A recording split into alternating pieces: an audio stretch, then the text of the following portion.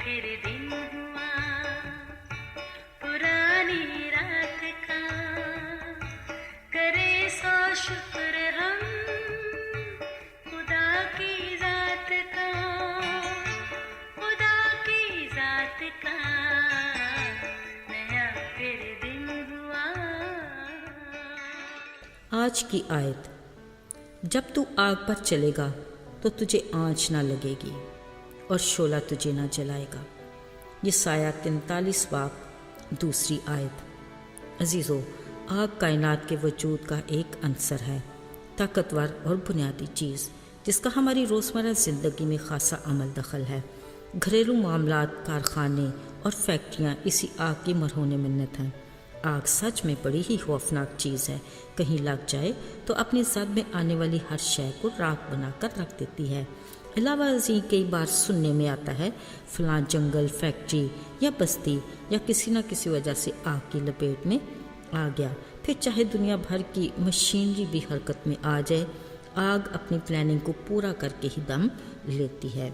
خیر، ایسے واقعات خوفناک تو ہیں، مگر ان کا وقوع پذیر ہونا کچھ اچنبھے کی بات نہیں، مگر احتیاط ضروری ہے۔ عزیزو، کلام مقدس کے مطابق یہ اس دور کا واقعہ ہے جب شاہ بابل دوران جنگ کچھ لوگوں کو اسیر کر کے اپنے ساتھ لے آیا۔ ان میں دانیل نبی اور اس کے چند ساتھی بھی شامل تھے۔ اگرچہ اس بت پرست ملک میں آ کر انہیں کئی آزمائشوں اور سخت تجربات سے گزرنا پڑا، مگر ہر بات یہ ثابت ہوا کہ ان کا خدا اپنے وعدے کے مطابق ان کے ساتھ ہے۔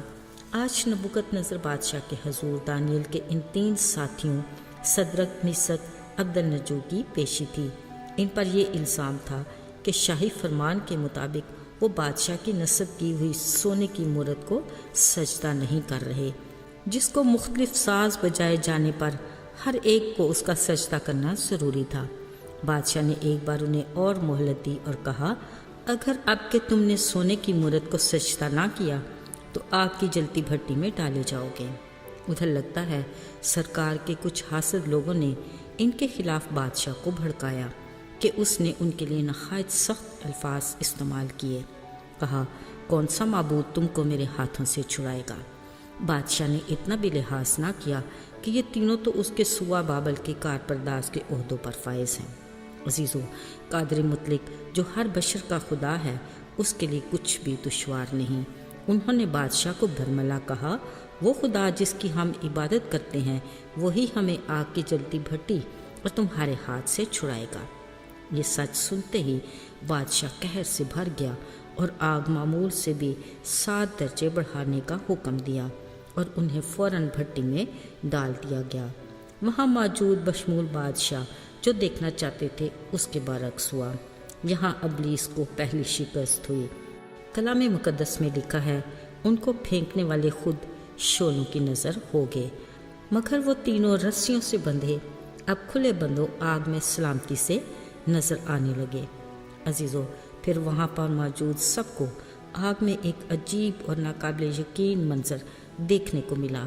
بادشاہ نے کہا، 3 پھینکے تھے مگر 4 کیوں؟ اس کی صورت اللہ زادے کی سی ہے۔ لیجئے ابلیس کو ایک اور شکست۔ خدا نے بت پرست نبوکد نظر بادشاہ کو اپنی قدرت کا ایسا جلوہ دکھایا کہ وہ خود آگ کی بھٹی کے دروازے کے سامنے جا کھڑا ہوا اور ان کو خدا تعالیٰ کے بندوں کہہ کر بھٹی سے باہر بلایا۔ ان کے ایک بھی بال تک جلنے کی بو نہ آئی۔ اسی پل بادشاہ نے ان کے خدا کو مبارک کہا جس نے اپنے فرشتے کو بھیج کر ان کو بچایا، اور فرمان جاری کیا کہ جو ان کے خدا کے حق میں نامناسب الفاظ کہے وہ ٹکڑے ٹکڑے کیا جائے اور گھر مزبلہ بنا دیے جائیں، اور اقرار کیا کہ ان کے خدا کے سوا کوئی اور معبود نہیں جو اس طرح بچا سکے۔ عزیزو، مبارک ہے وہ جو ہر روز ہمارا بوجھ اٹھاتا ہے۔ ساتھیو، کلام مقدس خدا کے عجیب کاموں اور معجزات سے بھری پڑی ہے۔ اپنے نام کو جلال اور اپنے حق میں اس کا کیا فیصلہ ہوگا، یہ اس کے اختیار کو ظاہر کرتا ہے۔ کئی بار خدا کے لوگوں نے دکھ اٹھائے، تکلیفیں برداشت کی، اپنی جانوں کا نذرانہ دیا۔ یہ نہیں کہ وہ اپنے لوگوں کو بچا نہیں سکتا، بلکہ جیسا وہ چاہتا ہے ویسا ہی ہونے دیتا ہے تاکہ بہت سارے لوگ اس گواہی سے بچائے جائیں۔ اس کا ہمارے لیے ایک اور خوبصورت وعدہ ہے کہ جان دینے تک وفادار رہ تو میں تجھے زندگی کا تاج دوں گا۔ آئیے دعا کریں۔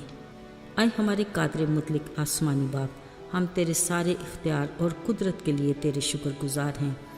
بے شک اس دنیا میں ہم بہت ساری مشکلات کی تپش سے گزرتے ہیں، مگر ہماری تسلی تیرے اس وعدے کے باعث قائم رہتی ہے کہ تو ہمیشہ ہمارے ساتھ ہے۔ یسوع کے نام میں مانگتے ہیں، آمین۔